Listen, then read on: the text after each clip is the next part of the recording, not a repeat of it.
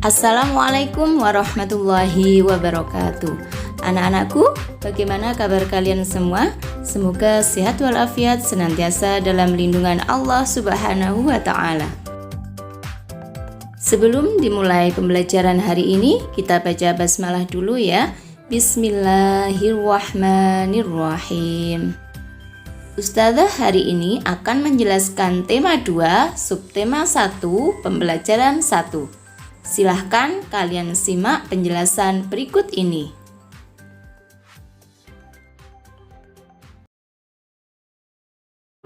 Dengan membaca teks, siswa mampu menyebutkan informasi terkait dengan pertanyaan apa, di mana, kapan, dan siapa. Yang kedua, dengan menuliskan dalam bentuk peta pikiran, siswa mampu mempresentasikan informasi dari teks bacaan terkait dengan pertanyaan apa, di mana, kapan, dan siapa. Yang ketiga, dengan mencermati teks bacaan yang disajikan, siswa mampu menemukan informasi tentang organ-organ pernafasan hewan. Dan yang terakhir, dengan berdiskusi dan mencari informasi, siswa mampu membuat bagan cara kerja organ pernafasan hewan. Nah, sekarang kita masuk pada materi memahami bacaan. Nah, sekarang kita baca bersama ya. Teks berjudul Dayu dan Ikan Hias. Dayu memelihara banyak ikan hias berjenis ikan mas koki. Ikan-ikan hias itu dipelihara dalam sebuah akuarium. Setiap hari Dayu memberi makan ikan-ikannya. Dayu juga rutin membersihkan akuarium, lalu mengganti airnya dengan air bersih. Kegiatan itu ia lakukan seminggu sekali. Dayu senang melihat ikan-ikan di dalam akuarium berenang ke sana kemari. Dayu memperhatikan saat mulut ikan-ikan itu terbuka dan menutup, seolah-olah ikan-ikan itu selalu menelan air. Dayu bertanya-tanya, apa yang dilakukan ikan-ikan itu? Nah, setelah kita membaca teks tersebut, kita akan membuat mind map atau peta pikiran berdasarkan bacaan dengan cara menjawab pertanyaan yang disediakan. Nah, pada pertanyaan yang pertama, apa nama jenis ikan yang dipiara? Jawabnya adalah apa? Ikan mas koki, betul. Pertanyaan berikutnya, siapa yang memelihara ikan hias? Apa jawabnya? Betul, jawabnya adalah Dayu. Pertanyaan berikutnya, di mana ikan hias itu dipelihara? Jawabnya adalah di akuarium. Berikutnya, kapan ikan hias itu diberi makan? Jawabnya, setiap hari. Pertanyaan kelima, kapan akuarium dibersihkan? Jawabnya adalah seminggu sekali. Pertanyaan yang terakhir, apa yang diperhatikan Dayu saat melihat ikan-ikan hiasnya? Maka jawabnya adalah Dayu memperhatikan saat mulut-mulut ikan-ikan itu terbuka dan menutup. Setelah kita menjawab pertanyaan berdasarkan mind map tersebut, akhirnya kita dapat menemukan informasi yang terdapat dalam bacaan dengan menjawab berbagai pertanyaan itu.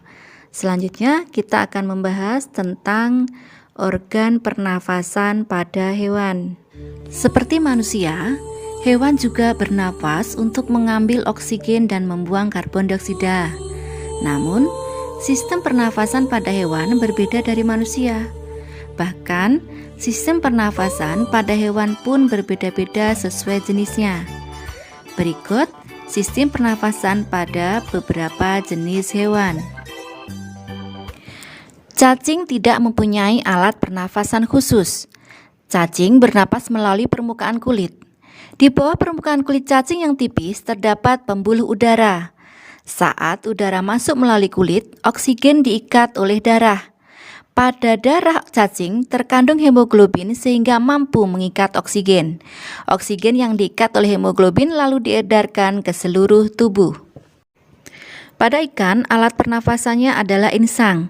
Untuk memperoleh cukup oksigen, mulut ikan dan insang bekerja bersama-sama seperti pompa isap air.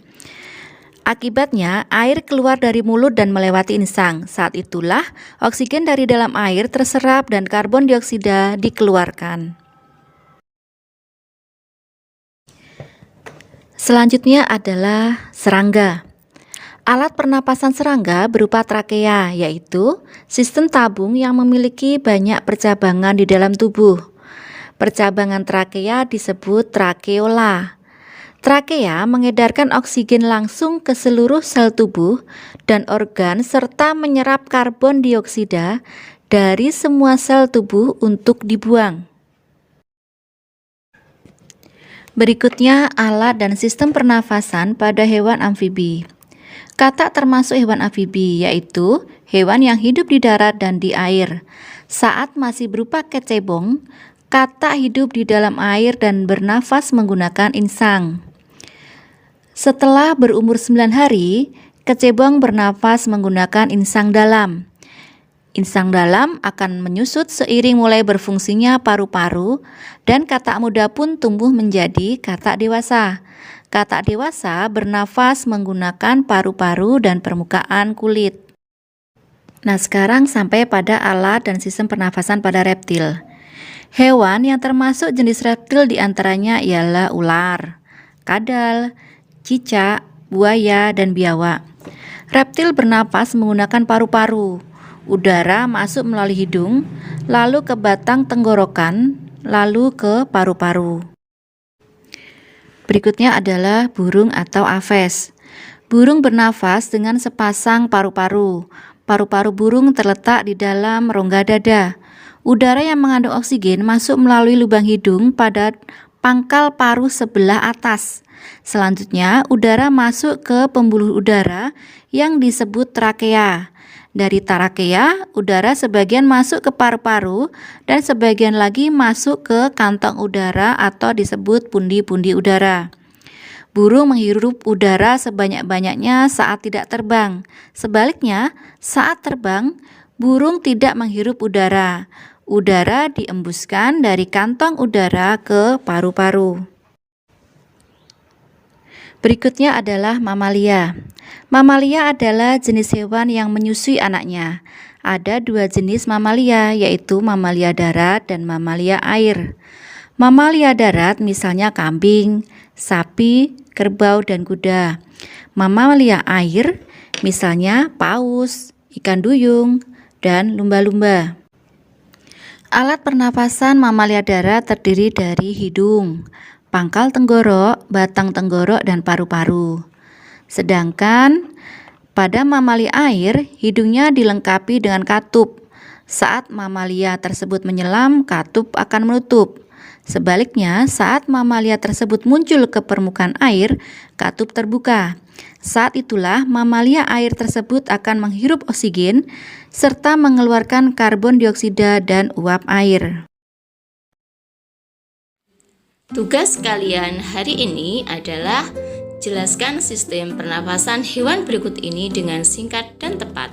Tulis di buku tulis lalu upload ke KI 4. Jangan lupa kerjakan tepat waktu ya anak-anak.